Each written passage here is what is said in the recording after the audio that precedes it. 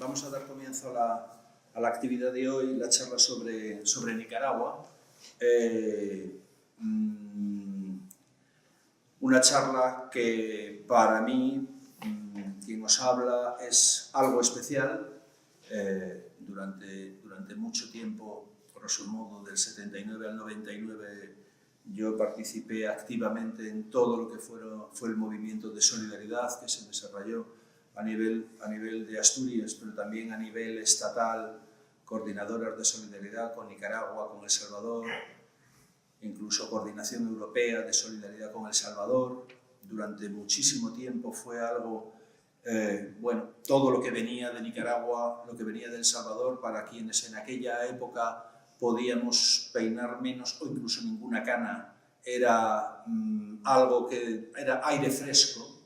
Era la posibilidad, suponía la posibilidad de que cambiar el mundo no era una quimera, no era algo imposible. Al revés, Nicaragua lo que nos ofertaba a una determinada generación era la posibilidad real de que aquellos anhelos, de que aquellas aspiraciones se podían llevar a la práctica, se podían hacer.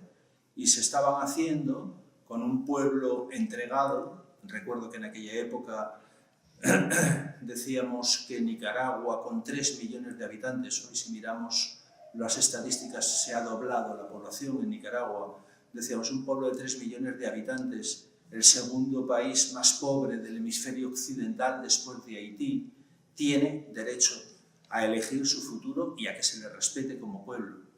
Y durante años, desde la solidaridad, trabajamos para que el pueblo nicaragüense pudiera llevar adelante su propio camino, un camino que había emprendido años antes, pero que en los años 78, 79 salió en tromba a la calle para reclamar el final de una dictadura que, en nuestra inocencia juvenil de aquellos años veíamos que era, lo que no habíamos podido hacer aquí con el dictador nuestro que se había muerto en la cama, por lo menos teníamos la sensación de que los nicaragüenses lo estaban haciendo por nosotros, con aquel dictador al que nos caía tan mal, al que odiábamos, ¿no? de aquella manera. Yo no sé, quienes estáis aquí, supongo que controlaréis, conoceréis, habréis oído hablar en alguna ocasión de Gaspar García Laviana, el combatiente sandinista, asturiano, religioso, comprometido con la teología de la liberación, con lo que eran las necesidades históricas que en un momento determinado tenía el pueblo nicaragüense y que decidió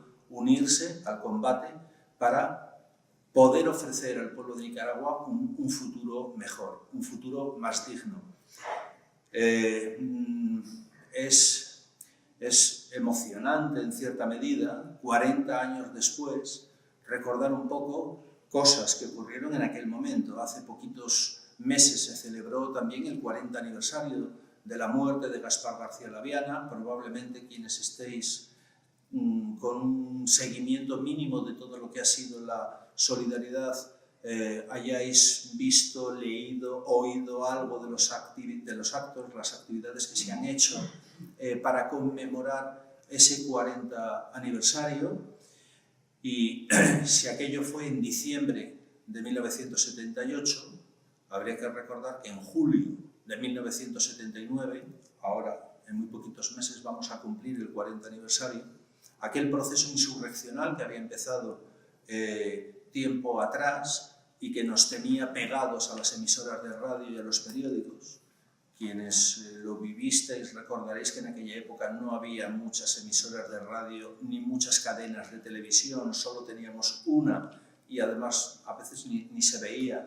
Nos conocíamos los nombres de los corresponsales que daban las noticias que venían desde allá, pegados a ver cuándo se producía aquel anhelado triunfo final, ¿no? de la insurrección sandinista.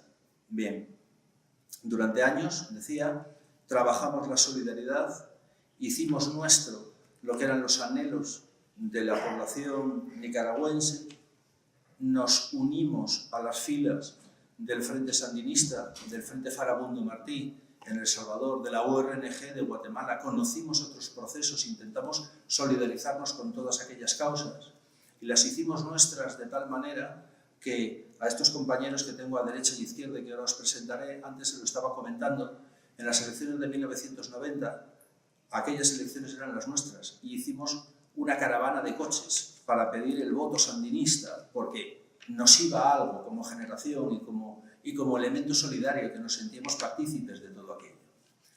Perder aquellas elecciones no fue una cosa que nos cogiera de improviso, aunque no queríamos que ocurriera. Sabíamos que detrás de aquellas elecciones había una maniobra política, había muchos muertos que había puesto el pueblo nicaragüense, había toda la batería de decisiones políticas y militares que se tomaban desde la administración norteamericana para impedir que Nicaragua continuara y, lo que es peor, para impedir que el pueblo salvadoreño o el pueblo guatemalteco pudieran tomar el mismo camino. De aquel proceso salió un resultado que no era el que nosotros queríamos. A partir de ahí la solidaridad ha continuado y ha continuado hasta hoy, pero es verdad que los caminos anteriormente convergentes, pues a veces ocurren cosas cuando los procesos tienden a ser largos. Digo esto porque ahora, cuando presento a los compañeros, hay algo que nunca pude llegar a pensar que ocurriría, y es que yo voy a tener que presentar hoy a dos personas que están exiliadas de Nicaragua, que están viviendo aquí el exilio con un gobierno del Frente Sandinista. Mariano Rajoy, que es muy sabio, dijo en una ocasión: a veces pasan cosas. Pues sí, pasan unas cosas tremendas, y hemos dado una vuelta que vamos a ver si somos capaces, entre todas, entre todos, de entender, de comprender, o por lo menos de poder compartir cuáles son las explicaciones, las argumentaciones, los sentimientos, los anhelos de quienes hoy se plantean probablemente aspiraciones parecidas y, sin embargo, no coinciden los campos políticos tal y como los conocimos nosotros hace 40 años. Yerlin Aguilera, que está a mi derecha, me dice que trabaja en actividades del mundo feminista, participa en lo que llaman la articulación de movimientos sociales y está exiliada en el Estado español desde agosto de 2018. Y a mi izquierda se encuentra Fidel Ernesto Narváez. Antes me decía que con esos nombres podemos hacernos una idea de qué es lo que pensaba su familia cuando le bautizó. Fidel Ernesto Narváez es abogado, ha sido profesor de Derecho, activista por la justicia social y fiscal, me dice, y está exiliado también en nuestro país desde junio de 2018. Yo creo que con esto pongo un poco encima de la mesa el que nos vamos a tener que abrir un poco, no sé si en canal, pero nos vamos a tener que abrir como mínimo a argumentaciones, a experiencias vitales, personales, y a poder confrontar lo que es nuestra memoria histórica con lo que son las vivencias de quienes han estado en Nicaragua hasta el pasado año y han participado en movilizaciones de carácter social que han dado como resultado esto que decía, nunca pude pensar que iba a llegar a ocurrir. Y como pienso que lo más interesante es lo que podamos debatir entre todas y entre todos al final, yo no me voy a enrollar mucho más. Son ahora mismo las 7:20, tenemos hasta las 9 menos cuarto. Ya hemos comentado que lo más importante, después de lo que ellos puedan comentar, es poder hacer un intercambio, y vamos a garantizar que nos queden 20-30 minutos para poder abrir un debate al final. ¿De acuerdo? Entonces, sin más, doy la palabra a Yerlin y que nos vaya comentando. Yerlin pasa el testigo a Ernesto. Hola. Hola. Hola, vale. Muy buenas tardes, muchas gracias en primer lugar por el tiempo que han tenido por venir. Es un honor para nosotras y nosotros poder estar aquí en la tierra de una persona que fue ejemplar para todo un país, para toda una generación de jóvenes, para toda una ideología como fue la teología de la liberación, que se ponía al servicio del pueblo, que pisaba las calles, que mordía el polvo, que iba a la montaña, que era picado de culebra. Ese era el comandante Martín Gaspar García Laviana. Es un honor para nosotros poder estar aquí en la tierra de tantas personas que han sido y que seguirán siendo solidarias con nuestros pueblos, con la lucha de los pueblos. Y por eso, en agradecimiento y en mero respeto a esa solidaridad, es que nosotros también tenemos que ser respetuosos con la verdad, porque queremos ante todo venir a decir verdad, porque la verdad antes y hoy y siempre seguirá siendo revolucionaria, seguirá siendo insurreccional y no venir a hacer propaganda. Pero para empezar con la verdad siempre tiene que haber una verdad histórica, y es de la que yo en esta noche quiero comentarles. He traído un libro, voy a tapar el nombre del autor, pero un libro para que no prejuzgue el nombre del autor, pero un libro que contiene para mí dos palabras que son quizás la esencia dialéctica, a veces dialéctica positiva, a veces dialéctica negativa, para la realidad de Nicaragua y de muchos pueblos del mundo, principalmente esos pueblos que le han llamado los pueblos del tercer mundo, los subdesarrollados, o los en vías de desarrollo, o los periféricos, y es la palabra imperialismo y dictadura. ¿Por qué estas dos palabras? Porque quiero salir de esas dos palabras. Quiero salir de los argumentos fáciles en donde todo es culpa del imperialismo o todo se justifica para salir de una dictadura. Los del norte dicen, los vamos a sacar de la dictadura, y los que están dentro dicen, los vamos a defender del imperialismo. Esos son los típicos argumentos con los que yo crecí, con los que muchas generaciones en Nicaragua han crecido, porque esto no es algo del 79, ni es algo del 2006, ni es algo del 2018. Es algo histórico, y por eso yo vengo a hablar de una verdad histórica. ¿Qué más que comenzar con el programa histórico del Frente Sandinista? Se ha discutido muy poco el programa histórico, porque las verdades históricas son muy incómodas, porque son el reflejo de ese pasado, de esa tesis de la filosofía de la historia que decía Benjamin, donde un viento empuja al Angelus Novus y tenés que volver atrás y solo mirar destrozos.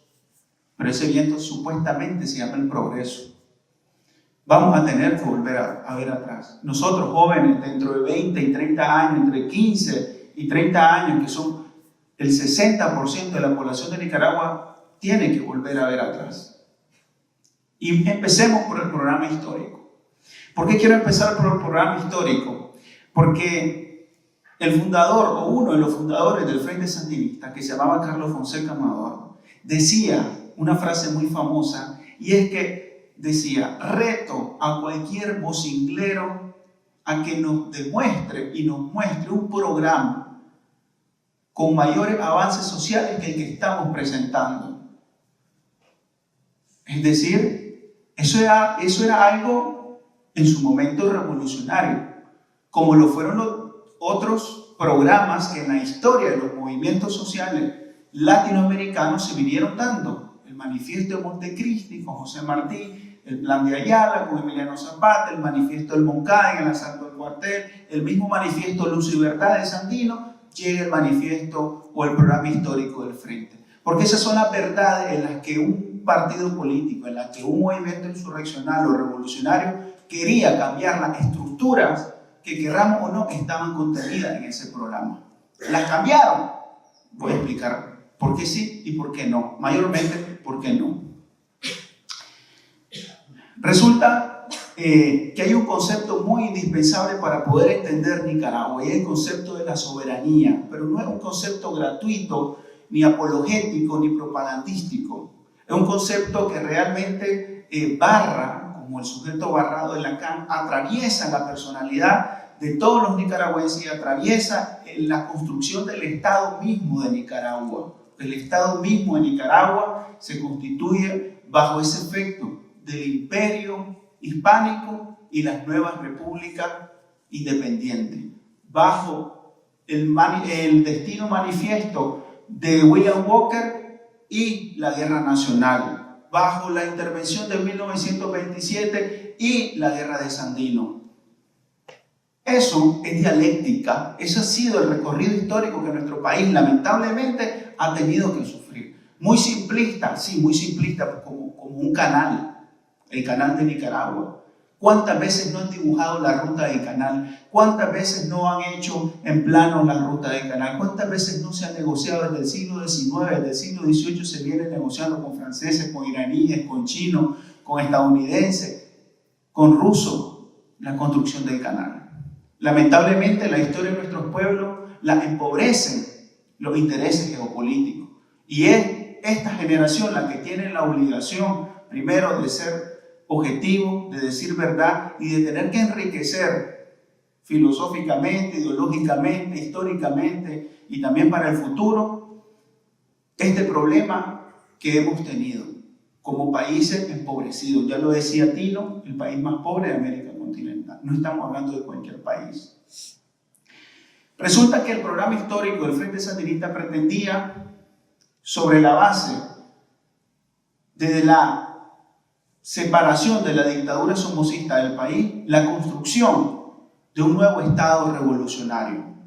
El Estado revolucionario era reforma agraria, el Estado revolucionario era poder popular, el Estado revolucionario era servicios públicos, el Estado revolucionario era un nuevo modelo de gestión económica, el Estado revolucionario era salir del monopolio, el Estado revolucionario era volver Nicaragua a los pueblos del mundo, a la solidaridad, Palestina y otros países del mundo. El programa histórico sirvió para unificar muchas de las tendencias que existían en su momento contra la lucha al somocismo. Pero ese programa histórico incomoda hoy. Incomoda porque ya es momento, después del año 79 al 2019, 40 años, ya es momento de revisitar el programa, ya es momento de hacer una revisión histórica, ya es momento, ya no solamente el programa, porque el programa es del año 61. Pero ¿qué sucede? Como incomoda, se le echa tierra. Y a veces se le echa tierra de mala manera. Se le echa tierra de mala manera. Porque en Nicaragua, ese programa histórico, como lo decía Carlos Fonseca, retaba a cualquiera a que le presentara uno mejor. Pero ahora, este gobierno, este partido, no puede decir lo mismo. Porque el programa histórico decía poder popular, pero eliminaron la suscripción popular. Rebajaron la cuota para poder llegar a un gobierno en primera vuelta. Se eliminaron las plataformas electorales, se fortaleció el bipartidismo. Nunca se cumplió la ley de servicio exterior para que los embajadores realmente respetaran una carrera, ni el servicio civil, ni la carrera administrativa, ni mucho menos la carrera judicial. Y no estamos hablando de cosas burguesas, porque quizás para aquí alguna interpretación pueda ser en ese sentido, pero para un país pobre donde la palabra dictadura ha estado siempre presente, abrir el Estado a las personas, abrir la función pública a las personas, no al partido, a las personas, porque en definitiva son las que componen el partido. Cuando un partido ha terminado repitiendo el mismo elemento que su programa histórico fundacional pretendía eliminar, la endogamia en el poder. Marido presidente, esposa vicepresidente, hijos con rango de ministros. ¿Hacia dónde vamos? ¿Hacia dónde íbamos? Hasta que no llegó la insurrección. El programa decía reforma agraria, la concentración de la riqueza en Centroamérica es de las mayores del mundo. La endogamia de las finanzas.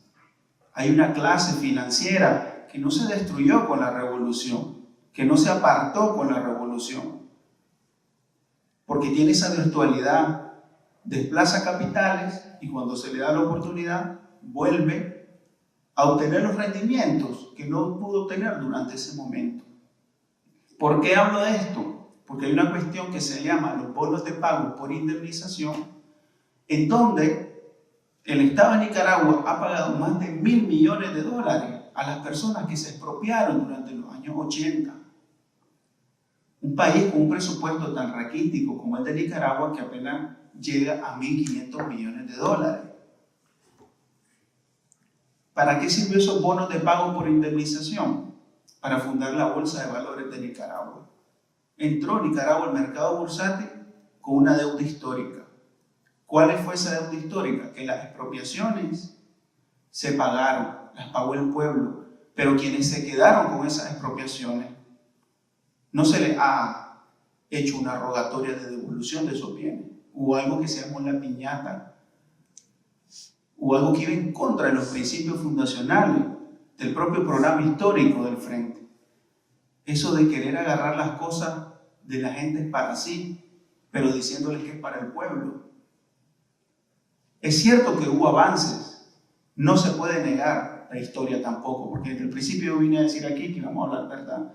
Hubo avances en salud, hubo avances en alfabetización, hubo avances en democratización incluso, porque en el 84 existía la suscripción popular, existía la creación de partidos locales, pero en el año 2000, los mismos que en el 84 lo permitieron, en el 2000 lo eliminaron, mediante un pacto con el partido más corrupto de la historia de Nicaragua, que se benefició de los fondos destinados a un huracán, a paliar los efectos de un huracán de la gente pobre, de la gente desfavorecida y refugiada, para mover ese dinero nada más y nada menos que hacia Panamá, un paraíso fiscal.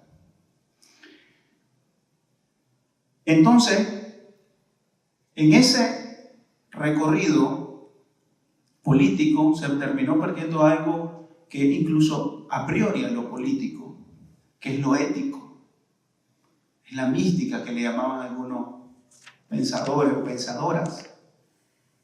Esa mística revolucionaria, esa ética revolucionaria se terminó quedando en el camino. ¿Por qué? Porque se optó por un recorrido eminentemente electoralista, partidista y político. Desde el mismo momento en que el Frente Sandinista no paraleliza la lucha política con el mantenimiento de una ética revolucionaria, desde ese mismo momento, no es que está faltando al programa, es que está faltando a la memoria de las mártires y los mártires que tanto se golpea el pecho diciendo que defienden. ¿Dónde estaban los veteranos de guerra y su seguridad social en el momento de esta insurrección? Sí, en los argumentos escuchamos que el país iba de una manera fenomenal, que nunca en la historia había habido un milagro económico como el que hubo a partir del 2006. Pero ¿dónde estaban los veteranos de guerra? No había dinero para su seguridad social. El mismo Daniel Ortega diciendo que una deuda histórica del partido para con ellos. ¿Ustedes creen que con la crisis que hay ahora en Nicaragua, esta gente va a morir viendo por lo menos una pensión digna, una vida digna? Porque en el mismo momento en el que un partido, en el que un gobierno no paraleliza el crecimiento económico y la vida digna de las personas, principalmente de los que lo llevaron al poder, mediante un proceso insurreccional, revolucionario y armado, desde ese mismo momento está haciendo la de la Edad Media, el latrocinio y las guerras de banderas, de espacios y la utilización permanente de las masas para el engrandecimiento egocéntrico de una dirección nacional, de un comandante, de un biocid, de quien sea. No podemos volver a eso. Esta generación se está planteando esas grandes preguntas. Se está planteando por qué no se invirtió la correlación de concentración de la riqueza en Nicaragua y en Centroamérica, porque esto también es extrapolable a otros movimientos revolucionarios que hubo en El Salvador, que hubo en Guatemala, que muy bien Tino ha descrito. Porque en el mismo momento en el que no hay una transformación radical de la concentración de la riqueza, de la tierra, de lo que ellos antes llamaban los medios de producción, porque eso de los medios de producción ya no cabe en el lenguaje actual, en ese mismo momento se abandona esos principios, ese sistema axiológico revolucionario. Entonces, yo podría pasar dando muchos ejemplos, dando una casuística sobre lo que pasó en Nicaragua durante todo este tiempo. apegado al programa y apegado a la verdad histórica. Pero hay que mirar hacia adelante. Hay que mirar hacia adelante y debemos reconocer que estamos no solamente en un proceso de crisis económica y política, que es lo que le interesa a los interlocutores actuales de la crisis superar, sino que estamos en una crisis de principio, una crisis de justicia, porque no hubo justicia en los años 90, no está habiendo justicia ahora y queda un mal precedente. El precedente de que los crímenes de guerra aquí nunca van a ser juzgados. Antes, cuando habían dos bandos armados, se llegó a un acuerdo, pero ahora no hubo dos bandos armados. Esa es la gran diferencia. ¿Por qué? Porque dijeron en el programa que también no iban a permitir que las fuerzas que manejaban el monopolio de la violencia, el ejército y la policía, estuvieran al servicio del Ejecutivo. ¿Quién es el presidente o el director ejecutivo de la policía? Es el consuegro de Daniel Ortega. ¿Quién es el jefe del ejército? Los dos cargos ya están vencidos. Por primera vez en la historia, ni los gobiernos neoliberales lo hicieron. Reformaron las leyes orgánicas de policía y de ejército para adulterar el periodo de vigencia de estos dos cargos. Ya tienen 10 años, lo mismo que tiene él, tiene el jefe del ejército y el jefe de la policía en el gobierno. En el pasado era su hermano el jefe del ejército. Pero claro, en ese momento habían otras razones para no criticar. Vamos a dar el beneficio histórico de que estaba en un proceso bélico Nicaragua y no vamos a entrar ahí. Pero ahora, ¿por qué no se debe entrar a ese debate? Porque el que quiere entrar en ese debate simplemente te sacan, el imperio está detrás de vos, te está financiando. ¿O por qué, por el otro lado, no se da ese debate? ¿Por qué la alternativa no es democrática? Democracia popular decían, pero la gente nunca refrendó la Constitución.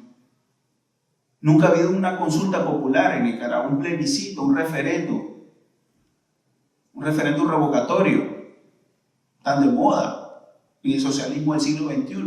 ¿Por qué en Nicaragua no lo ha habido? ¿Por qué? Porque el país se ultraliberalizó. Y al ultraliberalizarse el país, no es que ya nadie es dueño del país, porque aquí hay una cuestión de fondo que es con la que me gustaría concluir. Y es que lo peor de todo es que no solamente se haya quedado en el camino la ética revolucionaria, sino que se hayan adaptado o se hayan asumido prácticas totalmente opuestas a la ética o los principios revolucionarios, que fueron las prácticas del gángster, de la mafia. ¿Por qué digo esto? Porque para nadie es extraño que Nicaragua es un corredor del narcotráfico, de la trata de personas, del tráfico de armas, y que Nicaragua durante los últimos 10 años únicamente destinó su política de seguridad para satisfacer la externalización de la frontera que Estados Unidos le precisaba a los países del Triángulo Norte, que supuestamente eran sus aliados, pero que quien mejor le cumplía era Ortega. Inmediatamente ahí se rompe esa dicotomía imperialismo y dictadura, porque ahí es donde golpea. Cuando se dan cuenta que el programa histórico, que estaba basado en ese concepto de soberanía y defensa de la soberanía nacional, heredero de Sandino, de Benjamín Celedón, de Rafael Herrera, de José Luis Estrada, terminó en una ultraliberalización del país. En el 2006, que llega Ortega al poder, la gente vota porque piensa que Ortega va a revertir las medidas neoliberales que durante 16 años se fueron llevando en el país muchos puestos de trabajo, se fueron llevando muchos derechos laborales y se fue llevando la dignidad de las personas por delante.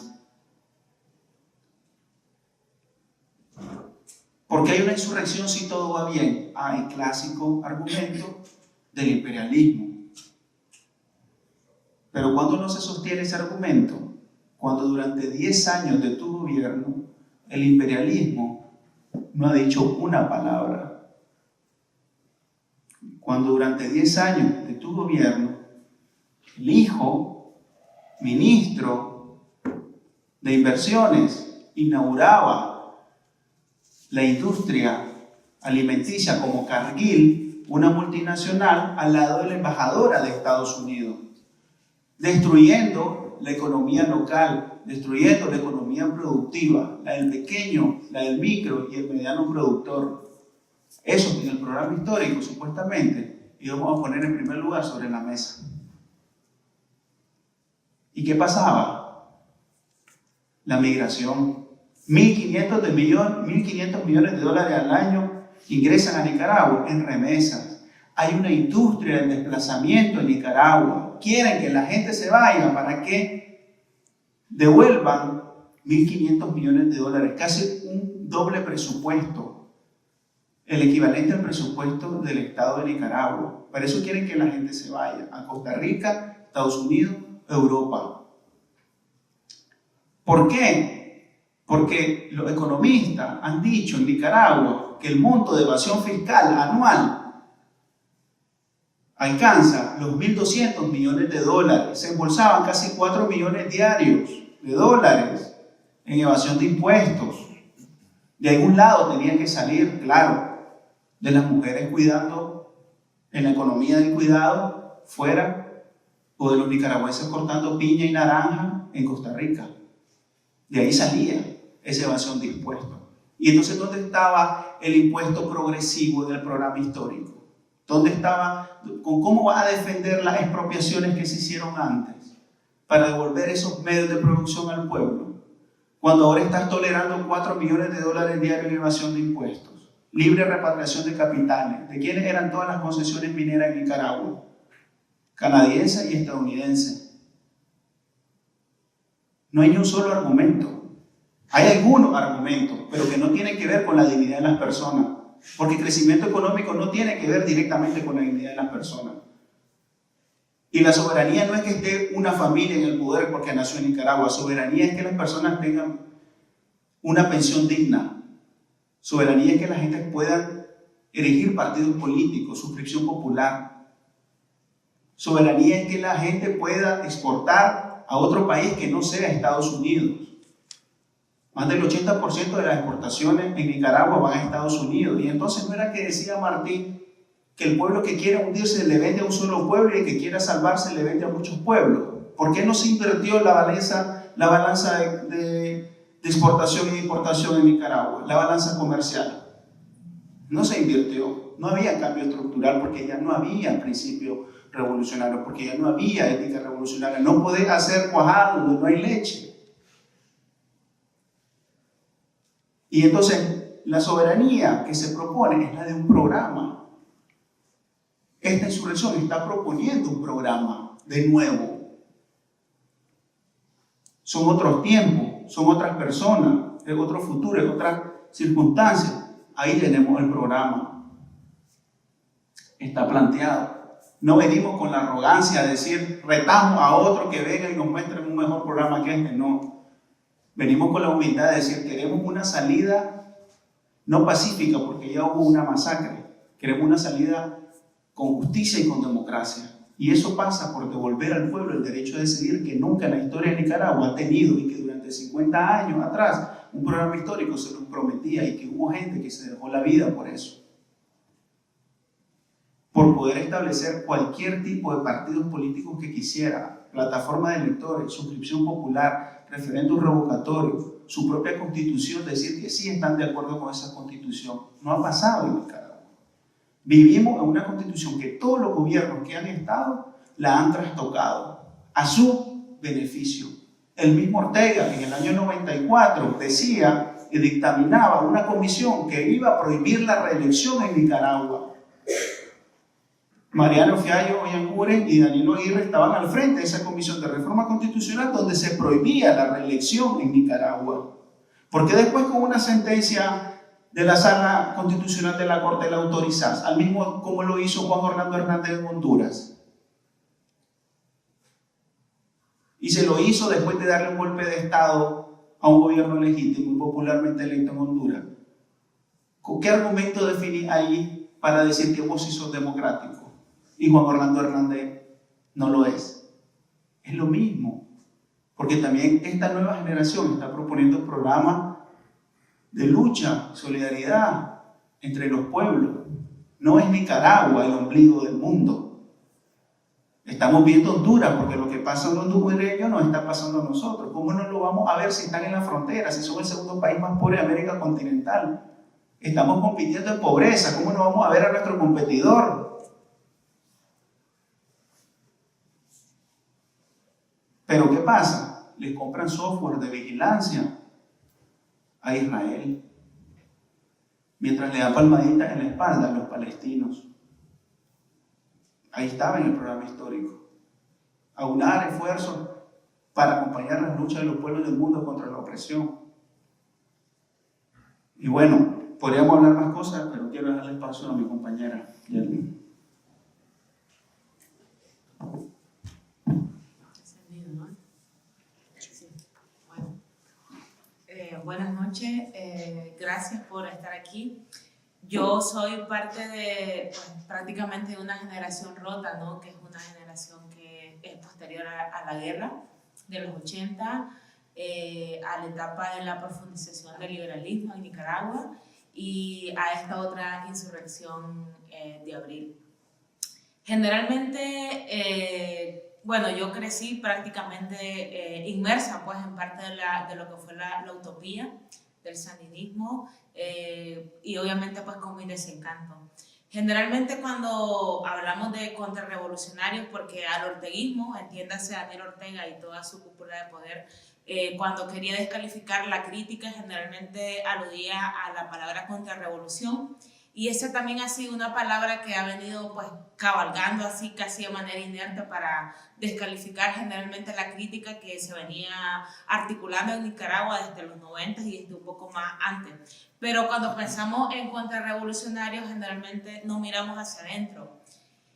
No miramos nunca hacia las mismas filas del Frente Sandinista. Prácticamente Nicaragua, después de que el Frente Sandinista pierde las elecciones en el 90, desaparece pues, del mapa político, del mapa de la crítica. Y en ese periodo de los 90 hacia adelante pues, se dan una serie de procesos que terminan consolidando pues, la deriva dictatorial, la deriva neoliberal también del mismo orteguismo. Y hablo de contrarrevolución o de contrarrevolucionario, pero más bien tomando las figuras que dentro del mismo frente traicionaron la revolución. Traicionaron la revolución desde los principios, como mencionaba mi compañero, el principio de la soberanía, que la soberanía es una bandera que enarbola Sandino, desde la lucha antiimperialista, la soberanía entendida como la autodeterminación de los pueblos frente a la injerencia extranjera, frente a las potencias extranjeras, y el orteguismo hace lo inverso a esa soberanía al poner, por ejemplo, el país a disposición de las transnacionales estadounidenses, de las transnacionales canadienses, de la entrega también de los territorios de comunidades indígenas y de campesinos en la costa caribe a partir de la concesión canalera, en el cual prácticamente pone a disposición de una empresa de maletín china el territorio, el territorio, no solo el territorio, el estado también de Nicaragua, una empresa que prácticamente pues, va a navegar sobre prácticamente un barco pues, de concesión de los mismos derechos de la población trabajadora que está ahí, de los mismos campesinos que se les va a expropiar las tierras y que se van a ver obligados y obligadas a un desplazamiento forzado, También hay una concesión de la soberanía hacia comunidades también que venían dando una lucha que no se había visibilizado en contra, por ejemplo, de las empresas mineras. Hace unos años había habido un conflicto en Nicaragua que prácticamente no trascendió, que habían sido comunidades del occidente, las comunidades de León, que se habían pues rebelado prácticamente con esa política entreguista de parte del gobierno. También hay una concesión a la soberanía también hasta de los mismos cuerpos de las mujeres, cuando el Frente también pacta lo que es la derogación de la ley del aborto terapéutico, que era pues, una ley un tanto precaria, pero de alguna forma pues tenía cierto reconocimiento a la autodeterminación de los cuerpos de las mujeres. Cabe recordar que Ortega fue un gran aliado, o sea, tenía prácticamente un obispo a la derecha y un cardenal a la derecha y un cardenal a la izquierda, en esa transición que hace el Frente Sandinista hacia un Estado teocrático prácticamente, y en el cual hay un acercamiento con la Iglesia Católica, y también levanta la bandera pues, religiosa. Prácticamente con el retorno del poder de Daniel Ortega se termina también consolidando pues, esa narrativa religiosa en la que, por ejemplo, habían unas letanías por parte de la primera dama al mediodía, agradeciendo a Dios, etc. Pero también supeditando la política pues, a esa práctica religiosa.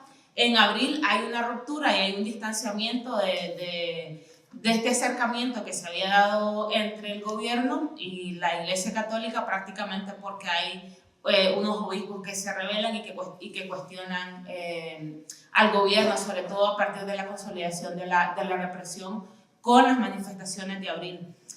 En los 90 prácticamente lo que conocíamos del Frente Sandinista de carácter revolucionario queda enterrado bajo una práctica pues, bastante estalinizadora, espero no herir aquí subjetividades, en la cual prácticamente el partido se articula en primer lugar a partir de la Secretaría General, y el secretario general es Daniel Ortega. Una cuestión que a mí me parece bien ilustrativa de esto es que la Secretaría General, la sede pasa a ser a la casa de Daniel Ortega y su esposa Rosario Murillo. Luego ahí pasa a ser la casa presidencial, porque prácticamente los fines a los que apuntaba el partido en ese momento estaban dirigidos también a la consolidación de esta persona, que es el hombre fuerte, el comandante, que era en este caso Daniel Ortega, y su círculo de poder. Y también se empieza a avanzar una cacería, sobre todo con las figuras disidentes del sandinismo, con la finalidad de limpiar los obstáculos para la consolidación de esta persona, pues de este régimen de carácter más personalista, y que obviamente pues, no hubiera una contrafuerza, un contrapoder real a lo que era ese momento la figura de Daniel Ortega, y también la lealtad, sobre todo del círculo de poder más cercano a Daniel Ortega, era como la máxima de sobrevivencia, pues que es una constante que se viene repitiendo, y que el círculo leal, el círculo más cercano, después pasan a ser la nueva clase empresarial rojinegro, que cobijado sobre todo con los beneficios del Estado partido, pues prácticamente pasan a ocupar cargos importantes en el Estado, pero también en toda la clase económica de Nicaragua.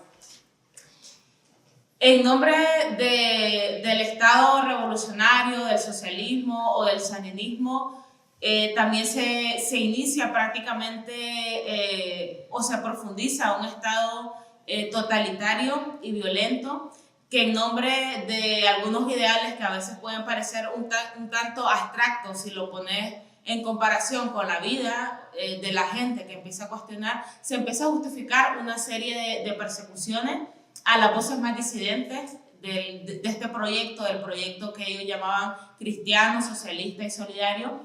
Y la práctica para mí más concreta, por ejemplo, es la persecución al movimiento campesino, que se empieza a organizar a partir de la concesión canalera. El movimiento campesino viene a tensionar de alguna forma ese Estado entreguista y también que sacrifica los derechos humanos que sacrifica la vida misma en nombre de un proyecto abstracto. Entonces, la justificación de parte del gobierno para darle persecución al movimiento campesino es que es un movimiento que está organizado desde los resortes del imperialismo y por ello merece ser aniquilado. Pues es como esta máxima napoleónica de que si el pueblo rechaza su propia felicidad, entonces el pueblo es culpable y merece ser castigado. Entonces, esa máxima también se extiende a otros movimientos, como el movimiento feminista también, que había sido crítico sobre todo del pacto iglesia, Estado, partido, gobierno, que había también cuestionado, por ejemplo, la denuncia que había hecho Soy América Narváez acusando a Daniel Ortega de abuso sexual, que había sido crítica también del pacto, el pacto que mencionaba Fidel, en el cual el Frente Sandinista, como uno de los partidos pues, más reaccionarios y más corruptos de Nicaragua, pues sacrifica también algunos avances que se habían dado, como la suscripción popular, consolida también un sistema bipartidista entre la derecha y este nuevo partido amorfo, y también Daniel Ortega y Arnoldo Alemán hacen este pacto también de una forma estratégica, porque hay que recordar que en ese momento Arnoldo Alemán estaba acusado por casos de corrupción y Daniel Ortega tenía en la puerta también la denuncia de Soy América. Entonces se logra pactar también, por ejemplo, que la segunda fuerza política que quede, el candidato pasa a ocupar un puesto en la Asamblea Nacional. En este caso, entonces Daniel Ortega pasa a ocupar un puesto en la Asamblea Nacional y con ello ganaba inmunidad. De esa forma, pues se evitaba el juicio.